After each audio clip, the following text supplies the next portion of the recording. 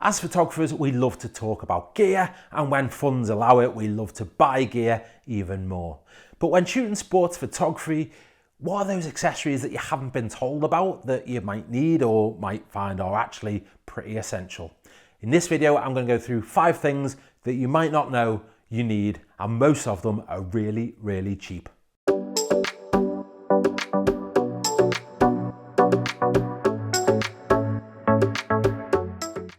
Let's start with high-vis vest or bibs.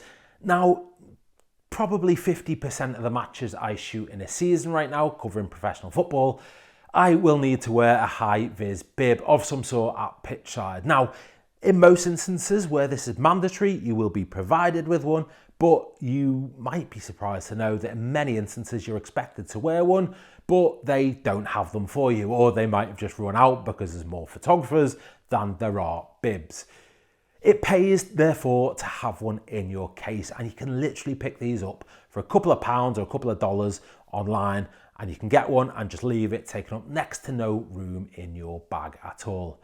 I've got 2 of these. One is just a plain bright yellow one. The other is a club branded yellow one for the club I shoot most of. I keep that one in my bag at all times, so I know if I do get to a ground and they've run out or they haven't got one, but you've got a steward who's adamant that you wear one, I can get that out of my bag, know that it's there at all times and be fine. Pay no more attention to it. So a high-vis vest or bib is something you might not have thought of, but actually for the cost of the investment, it's really, really easy and cheap to get hold of. Hand warmers. So you weren't expecting to see hand warmers on a list of sports photography accessories, I bet. Well, these are actually really useful, especially if, like me, who hasn't been able to find a pair of gloves that I'm actually comfortable shooting sports in winter.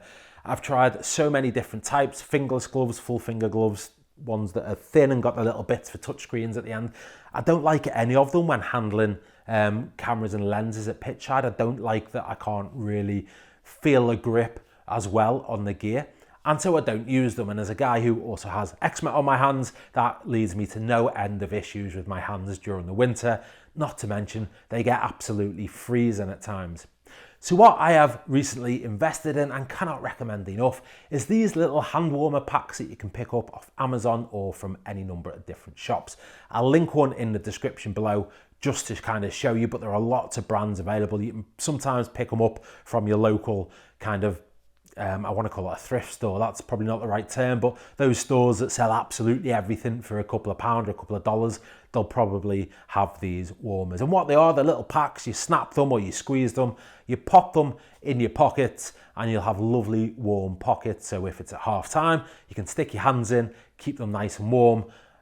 Or maybe through the game, you can occasionally pop your hands in the pocket if you've got the option to do so. So hand warmers are another really cheap but really useful thing to have in your case. A cap might be a little bit more obvious, but I find I probably need one twice, maybe 3 times a year. I generally don't carry it in my bag, maybe 9 months of the year, but in the summer months especially, I find it useful to have. Here in England, when pre-season football comes about, it is the height of the summer, or maybe coming to the end of the summer a little bit. And the sun is always really bright and always really low. That's when it's not raining, that is.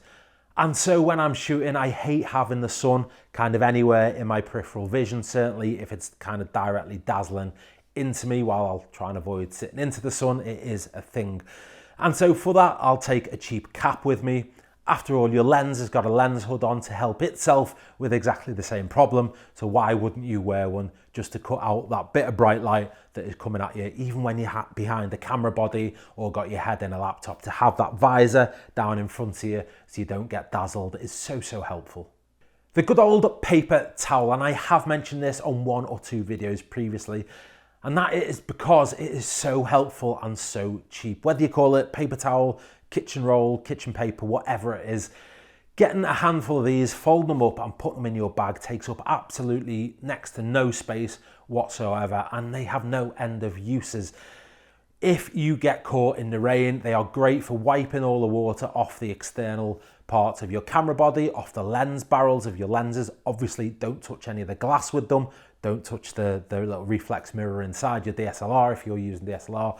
Just clean kind of that outer wear on your cameras and bodies. Wipe the water off of your laptop case. If you get splashed with mud, which I do a couple of times a season, maybe if a player or an athlete has kicked some mud up, or when I've shot World Rally Championship in the past, the car's gone past and flung a load of mud at you. If you haven't got your covers on, again, a little bit of kitchen paper, kitchen towel, whatever you want to call it, just to wipe it off your gear before you put it away is so helpful. Some guys will use a towel. I've seen loads of photographers use a proper towel at pitch side and they'll drape it over the lens or something like that.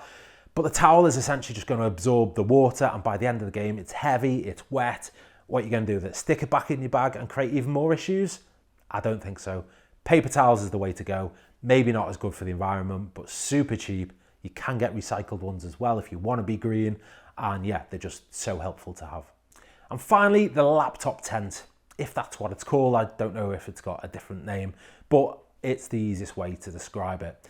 This is the most expensive product on the list. It's also potentially the most useful. What it allows me to do is make sure I can work on my laptop at pitch side or at event, whatever event I'm covering, whether it's snowing, raining, hailstone, bright sun, whatever it is, my laptop can go into this little nifty tent and allow me to continue my job without problem. I will say I love this and hate it in equal measure. I love it because of those things I've just said. It allows me to keep working.